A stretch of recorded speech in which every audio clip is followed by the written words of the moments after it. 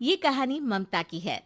बचपन से ही घर में ये एहसास दिलाकर पाला गया कि औरतों को बोलने का हक नहीं है। अरे ममता, जरा जल्दी जल्दी हाथ चलाओ। रोज ऑफिस में देर पहुंचता हूँ तुम्हारे कारण।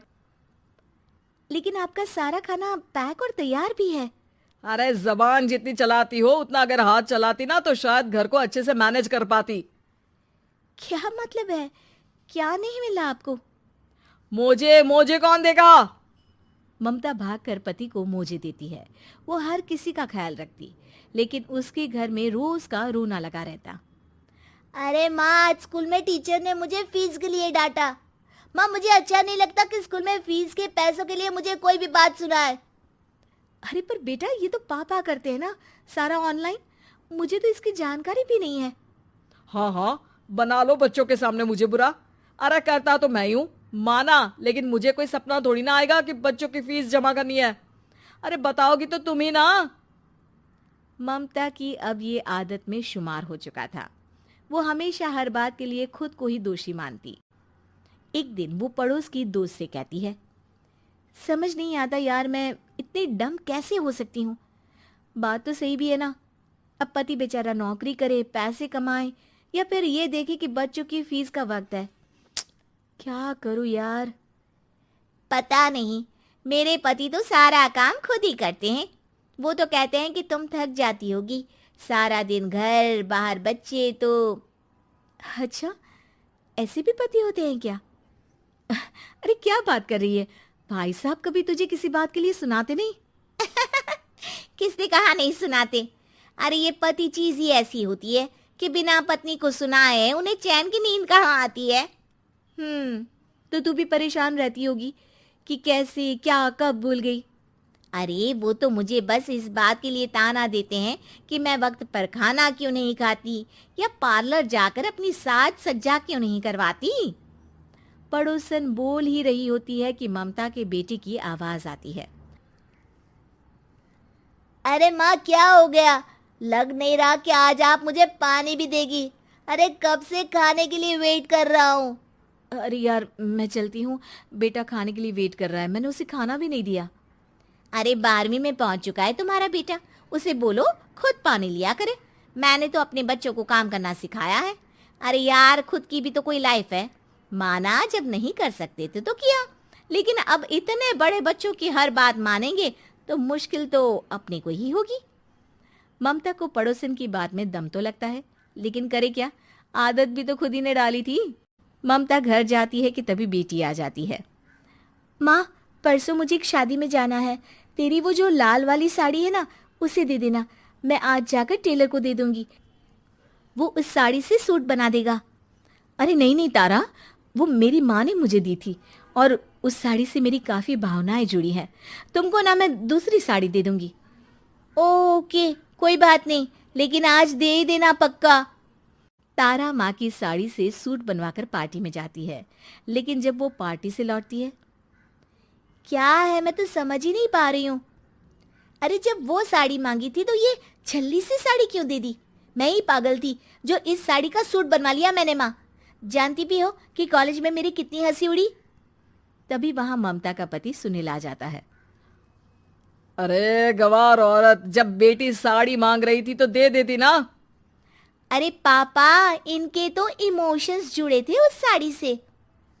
ममता इतने सब के बाद भी कुछ नहीं बोलती। मेरी बेटी की बेइज्जती हो गई, मैं बिल्कुल बर्दाश्त नहीं कर सकता ये। मैं नहीं चाहता कि मेरी बेटी से कोई भी ज्यादा सुंदर लगे पूरे कॉलेज में। जी, वो पढ़ने में तारा बिल्कुल अच्छी नहीं है, उसकी पढ़ाई पर आप ध्यान दीजिए ना। अच्छा, अब तुम मुझे बताओगी कि मुझे किस पर ध्यान देना और किस पर नहीं। रमेश जैसा ही ये वाक्य पूरा करता है, ममता की बेटी और पति उस पर जोर जोर से हंसते हैं। अरे ठीक है ना, पता ही नहीं चला कि कैसे वक्त इतना बीत गया। अरे कैसे पता चलेगा माँ, हम लोगों के पीछे जो तू बैताल की तरह चिपकी रहती थी, तुझे कैसे वक्त का पता चलता। ममता को पहले सास ससुर, फिर पति और बच्चों की तरफ से इस तरीके की बातें सुनकर उसका मन बहुत दुखी रहता था। एक दिन, सुनो ना, बहुत दिनों से कमर के नीचे बहुत दर्द रहता है। कल मैंने देखा तो एक फोड़ा था। अरे ममता, एक बार अपने पति से बात करो, वो तुम्हारा फोड़ा डॉक्टर को दिखा देंगे। अरे नहीं नहीं, वो तो गुस्सा हो जाएंगे। अरे क्यों गुस्सा हो जाएंगे? तुमको दर्द है? हाँ, लेकिन वो यही बोलेंगे कि ऑफिस जाऊं या फिर तुम्हें लेकर डॉक्टर के पास। तो बेटे से ही बात कर ले। अरे वो तो मैं कर लूं, लेकिन फोड़ा है ऐसी जगह कि उसे बताते मुझे शर्म आएगी।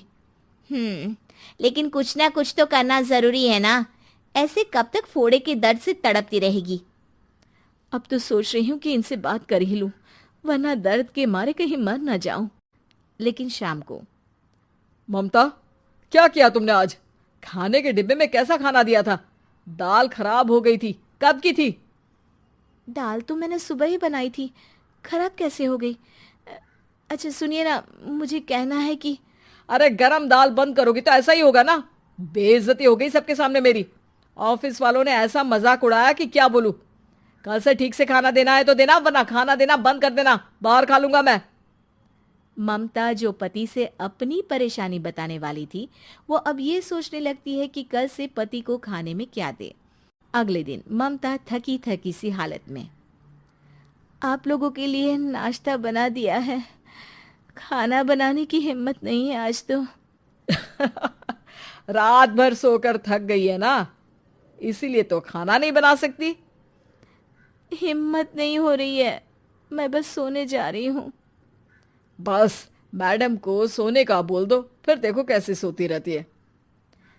माँ, फिर वही पराठा सब्जी। अरे हमारे साथ के दोस्त एक से बढ़कर एक नाश्ता खाना लेकर आते हैं, आप तो बस। सभी घर से निकल जाते हैं, लेकिन जब शाम को बेटा घर आता है तो घर में अंधेरा रहता है। बेटा लाइट जलाता है। क्या माँ, तुम्हारा भी जवाब नहीं है बिजली का बिल बचाने के लिए? वो बोल ही रहा होता है कि सामने माँ जमीन पर लेटी मिलती है। वो उसके पास जाता है। अरे माँ, क्या हो गया माँ? तभी वहां पड़ोसन आती है। अरे बेटा, तुम्हारी माँ के पैर के पास एक फोड़ा है, जिसके कारण ये लगातार कमजोर होती जा रही थी। मैंने उसे पहले ही कहा था कि घर में बता दो, लेकिन तुम्हारी माँ किसी को तंग करना नहीं चाहती थी। तभी वहां डॉक्टर आ जाता है। अरे इनके ऑर्गन में दिक्कत है, कोई बात है जो इनके मन में खटक रही है। अरे नहीं नहीं, इसके मन में कोई बात नहीं है। कोई काम है नहीं ना इसके पास, सारा दिन बस घर में ही रहती है। देखिए, मैं तो ये नहीं जानता, लेकिन हाँ, इनके मन में हमेशा कोई बात रह जाती होगी, इसलिए उनकी ये हालत है। अगर आप समय से नहीं ले आते तो हो सकता था कि। अरे नहीं नहीं डॉक्टर साहब, हम पूरी कोशिश करेंगे कि वो ठीक हो जाए। हम लोगों ने अपनी ही परेशानी माँ के सामने रखी, लेकिन किसी ने माँ की दिक्कत को जानने की कोशिश तक नहीं की। हाँ, मैंने भी ममता को हमेशा घरेलू जरूरत से ज्यादा काम का नहीं सोचा था। ममता को होश आता है और वो खुद को अपने बेडरूम में देखती है। वो उठने की कोशिश करती है कि माँ, अब आप नहीं उठेंगी, हम लोग है ना, हम लोग आपको पूरी तरह से खुश रखने की कोशिश करेंगे।